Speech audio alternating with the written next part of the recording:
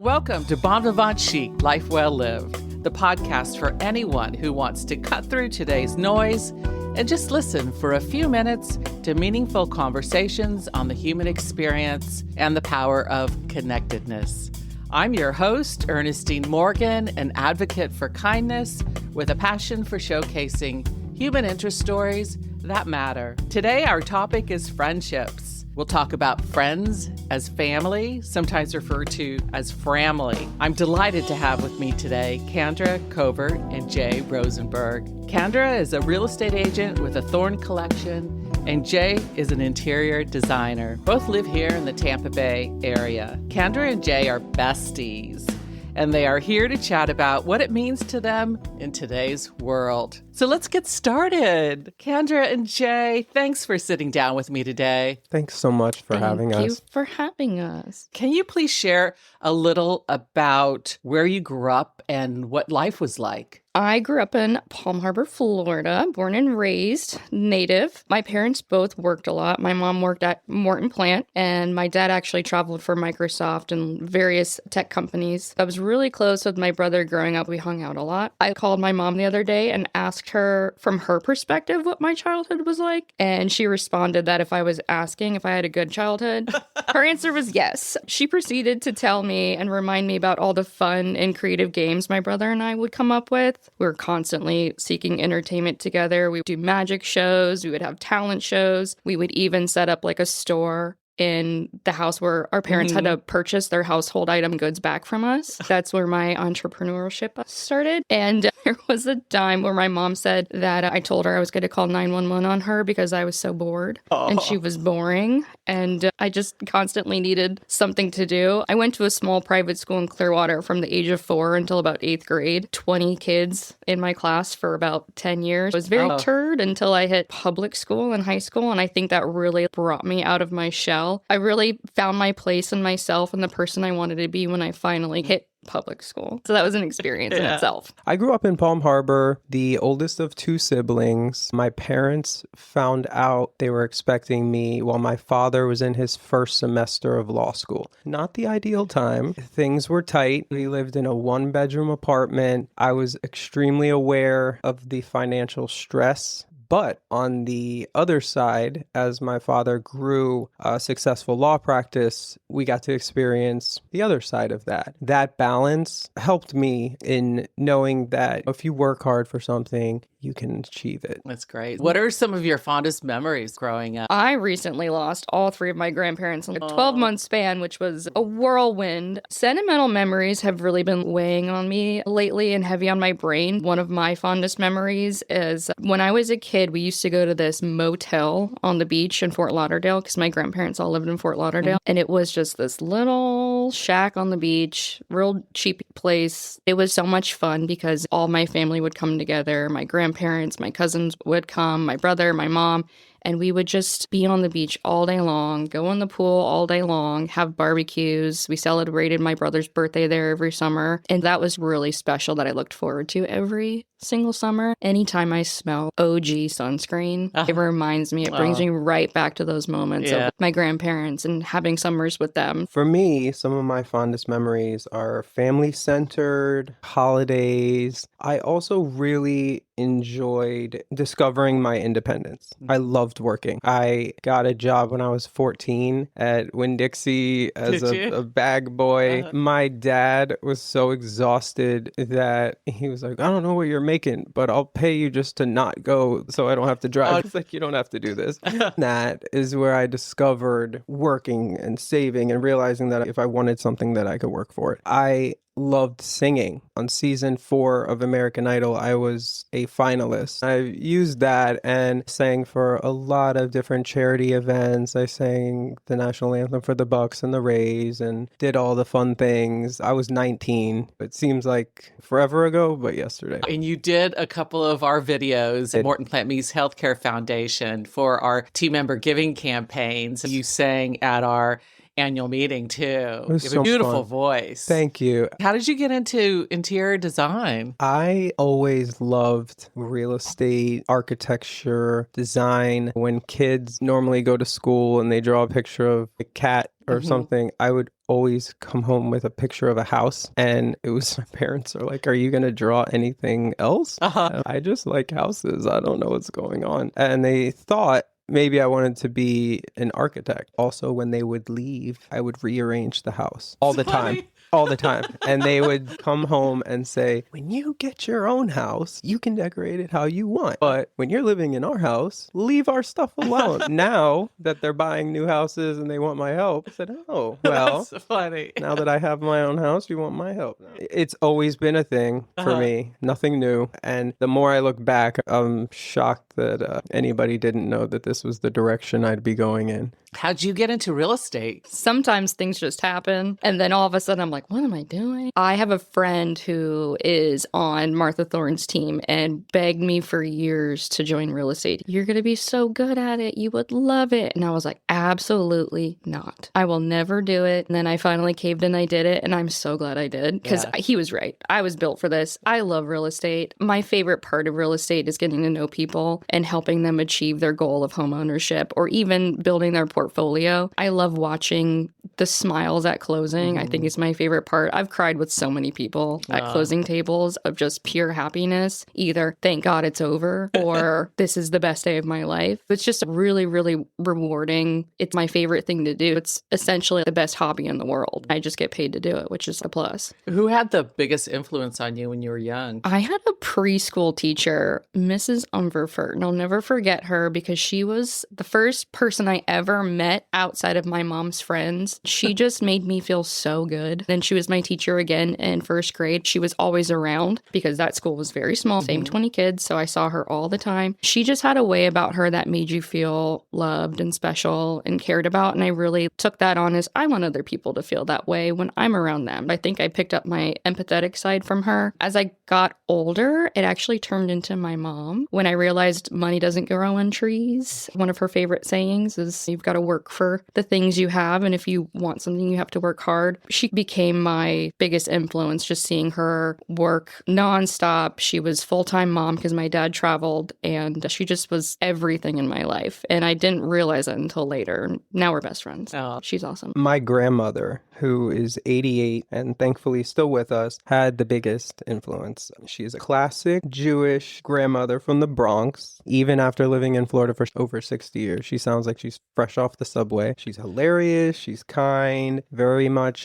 tell it like it is, straight shooter person. And I credit my old soul mentality to her. I talk to her every single day. My balance of warmth and directness also attribute to her. Without question, she has had the biggest influence and contributed the most to my life. Oh, that's sweet. She's my other bestie. How did you two meet? We had a ton of mutual friends growing up. We were always in the same circle. And then as we grew older, we got very close. More specifically, within the last 5-6 years, we got super close. There could be multiple renditions of it. Yeah. Her being in real estate and then me being in design, we're sort of connected in some way. Right before the pandemic, we had lunch and we realized that, wow. This is someone I want to wear matching shirts with. That's really what... Yeah. You think about it, there are some good things that came out of that pandemic. We found ourselves making closer relationships because we had the time. You couldn't do much, especially the first couple of years. It was crazy. Everything was very intentional, wasn't it? Yeah. It definitely strengthened bonds, and it did strengthen us, which was really good about that. I've heard more and more about friends as family. There are friends, there are family, and then there are friends who become family. Family isn't only inherited, it's chosen, built, and nurtured, which it sounds like you've done. I love that wholeheartedly, and I agree completely with your chosen family. Just because you're blood related doesn't mean you have to get along. I know sometimes we try to work through things with our family members, and sometimes it just doesn't really click or happen. People have their differences. We're human. We are always going to see eye to eye, and I'm sure a lot of people have family members they feel this way about. I've had my fair struggle with this, and protecting my peace actually became really important to me the last couple of years, and I've had to pump the brakes pass on some family and put some people in timeout a little bit until I felt healed enough to move on with them. You don't get to pick your family, but the best part about relationships and friendships is you get to pick them. I call my friends my chosen family because I picked them and they picked me, and pick wisely who you want to be in your inner circle and make sure everyone you surround yourself with has your best interest in mind. Love that. Good point. I noticed you're wearing matching shirts. It says yams, life is good. Friendsgiving is around Thanksgiving. How can we show up,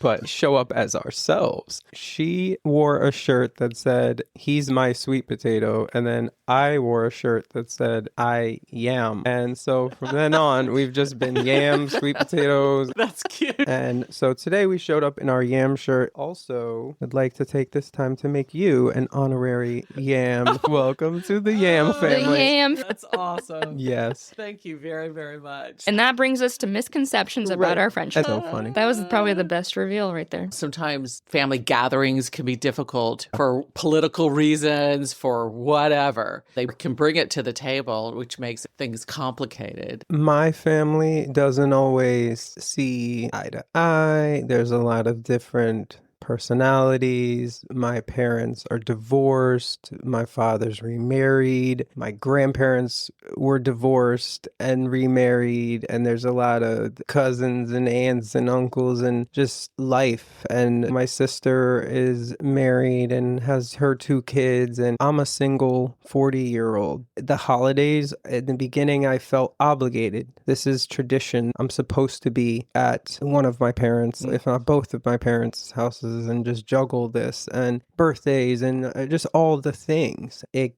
gets overwhelming. I would find myself leaving and in worse shape than I showed up. Yeah. Okay. How can I make this work for me where I'm happy? And I know my family wants me to be happy and I want them to be happy. Mm-hmm. Just looking inside and being honest with myself. Thanksgivings aren't always spent with my family. We are all in a very good place. Everyone gets along. There's no big scandal or drama or any of that. Mm-hmm. It's really just I go where I choose to be in that moment where and when it feels the best for me. Kandra's house is sometimes that place. I'm usually there by myself too. So Ryan travels a lot. Jay and I just like to do our thing. We wear bathrobes and eat hot dogs and nice cute. champagne and maybe sometimes some caviar. It's called balance. Yeah. What's the most surprising thing you've learned about each other? Jay is just beautiful inside and out. He comes off having a little bit of a tough exterior, but he has a very caring interior. He cares deeply about his friends and their well-being, and he truly would do anything for you in the drop of a hat. And I really enjoy a part of our friendship because vulnerability is hard and it's a really hard wall to break down. And I love that I feel safe in our friendship. That's sweet. Oh, I that is cry a really lot. She does. And he just listens. Every time I'm stressed, I'm sad, I'm mad, it just comes out of my Do face. you cry when you're happy? Yeah. And if I'm Okay. also a sympathetic crier, if you're crying, I will cry. It just comes out. I get it from my mom. She's the same way. For me, aside from learning how often Kandra cries, I learned that she's calm, she's thoughtful, grounded, but when life throws her challenges, she doesn't break. She adapts. She taught me that strength doesn't have to be loud. Sometimes it's just steady, consistent, and graceful. Prime example, when she lost her house in the storm and she's had some health things, she's quiet, but the house got done. Things improve. She's just a quiet force. And when you look at her, you may not think that because she's small, she's blonde, she's bubbly, but this is a strong person. See, I might cry.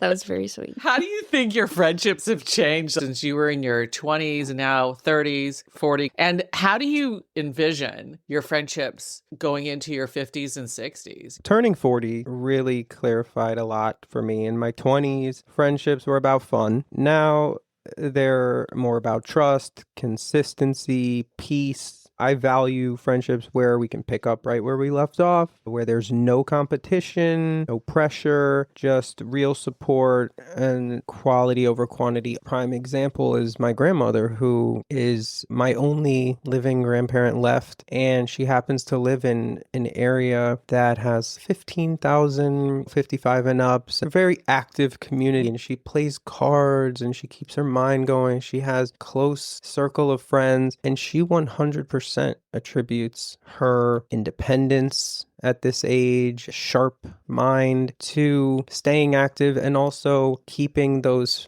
relationships. They call each other and check on each other and they go out to dinner together, looking forward into the future several decades. That's how you can reach that success in friendship. In my 20s, I'm not going to say I was a friend collector, but I had a lot more friends in my 20s than I do now in my 30s. The fun friends, I'd call them my party friends. They were always available if I wanted to go out and do something. So they were more surface level at that age, I think, because they were just whoever was available and wanted to go hang out was more of that friend circle. Now I prefer to keep a smaller circle. It keeps it more genuine. I think knowing who you surround yourself with that has your best interest in mind is valuable in your friendships. My mom used to have this saying, you are who you hang out with. And that's meant so many different things to me throughout my life. I like to surround myself with like-minded individuals who are successful in their own unique ways, because success breeds success. If you're around people who are active in the community, want good things with their life and want a better future, you want those things for yourself. It attracts you as well. And I like to surround myself with people who build me up instead of break me down, or who will speak highly of me in a room that I'm not in. As I get older, that circle has gotten a lot smaller and a lot closer because those people value the same things that I do. I just hope to continue to nurture those friendships as well, and I might find some more friends as I get older as well that are like-minded. My grandma also was part of a garden club, an orchid society in Fort Lauderdale, and all of her friends very like-minded. They liked their orchids, they liked watching them grow, and they were very competitive at the same time because she wanted to win all the ribbons, and she did. Staying in touch, keeping communication, and building those friendships. Watering a plant, you have to keep watering it or it's just not going to grow. What are some misconceptions that people might have about the two of you? You have a very close relationship with Ryan. Yes. What does he think about this? He thinks it's hilarious. Since he travels so much, he's like, good, you can step in. You can be the man of the house. Yeah. The most common one is obviously that people think we're dating. I think that's based on how many photos we post together on social media. Kind of gives that perception that we're together. Even my grandma at one point asked if Jay was Ryan in the post, and she was like, wow, you guys look so great together. And I was like, Grandma, that's Jay. And I do get a lot of comments on our posts too of, oh my gosh, Barbie and Ken. So funny. Now, she gets that a lot more than I do, but she's kind enough to share all of the screenshots with me. That is so funny. It never gets old, but it has been going on for years. It's hilarious. They're really misconceptions on a professional level. Because she's a realtor, because I'm a designer, designers work with a lot of real estate agents, and some of them can be extremely territorial. I can say with confidence, lost several contacts that I'm funneling Kandra all my business, and it's not even true. We are friends first, but that's on a professional level, that is a misconception. What lessons about family and relationships would you pass along to a younger generation, maybe your 20-year-old self? One thing I wish I knew earlier relating to friendships is not everybody is going to be in your corner. Don't deduct from yourself to add to somebody else. Don't expect anything from anybody, but set your standards high for anybody that you let in your life. Pick your friendships wisely. Pick your relationships wisely. Be true to yourself and be true to the people you surround yourself. I think that circles back to my 20s and even younger than that. I was always upset if someone didn't like me, or upset if a friend didn't want to be my friend anymore. I used to cry about it. My mom would be like, why are you so upset this person doesn't want to be your friend anymore? Do you even like anything about them? Or what's so important about this person that you're so upset about losing them? And it would come down to, I don't like when people don't like me. Letting go of that feeling and loosening the reins of that and setting my standard a little higher for my relationships in my life. Would say just being kind. Kindness is so important. People get caught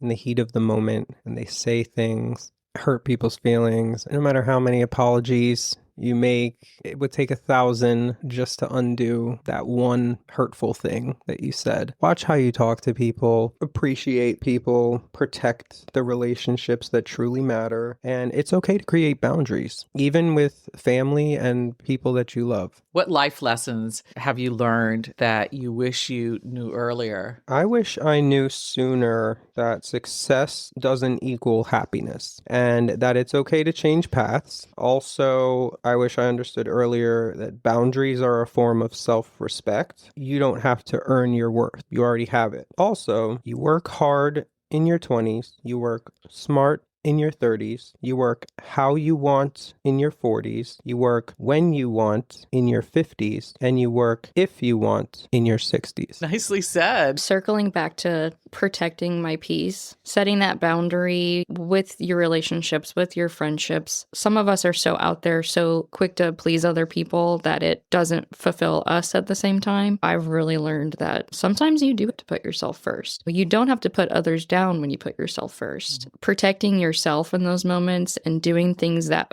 fulfill you are really important. If you could plan a perfect friend day, what would it look like? Jay and I love our friend days, and they turn into a full-on weekend because we'll do a full sleepover. We'll do the pool, make hot dogs, have some nice beverages, and then wear our fuzzy robes. We enjoy that as well. Easy day, something we can just hang out together and relax and unwind and turn our brains off and just be present and hang out, sing Lola lullaby before bed, which is just very sweet. And then we wake up in the morning, we have coffee, and it's easy. Thing involving a robe, good food, no schedule, zero pressure, comfort, conversation, just being fully present. And then the next day our phones start blowing up with work and it's back to reality. Philanthropy means different things to different people. What does philanthropy mean to you? Philanthropy means giving back in ways that are genuine and intentional, whether it's time, resources, expertise. To me, success isn't just what you accumulate, it's what you contribute. Today, I proudly serve on the board of directors for Julie Weintraub's Hands Across the Bay. I was on the board for the American Foundation for Suicide Prevention and the Dean Hedstrom Foundation for Melanoma Awareness. And these are all near and dear to me. For me, personally, Morton Plant has been a massive part of my life.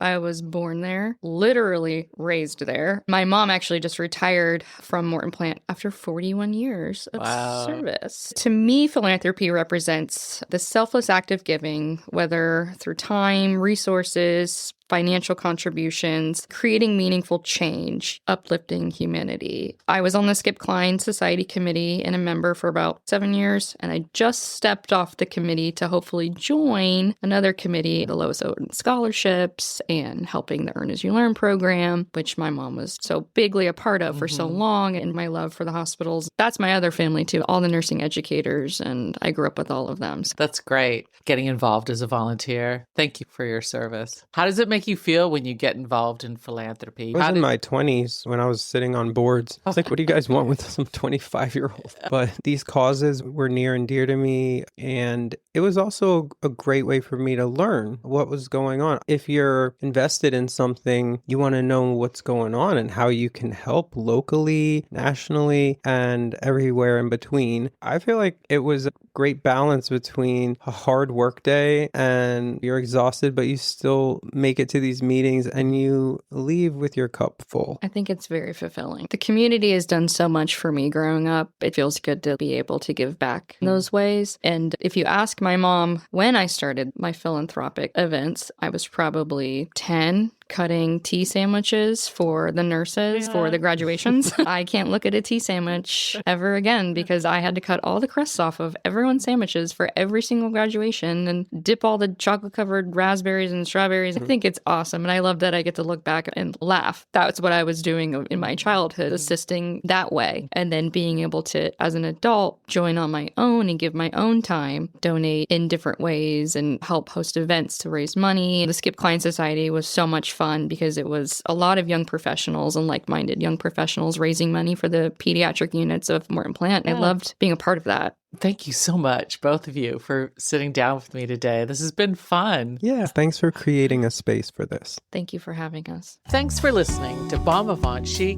Life Well Lived. I hope you'll tune in for more meaningful stories on the human experience and share with family and friends. A special shout out to Will Cooper out of Nashville, Tennessee, for creating this season's music. All the episodes are available wherever you listen to podcasts, including my website, bonvivantchic.com. Till next time, remember, every day is a gift. Live it with kindness.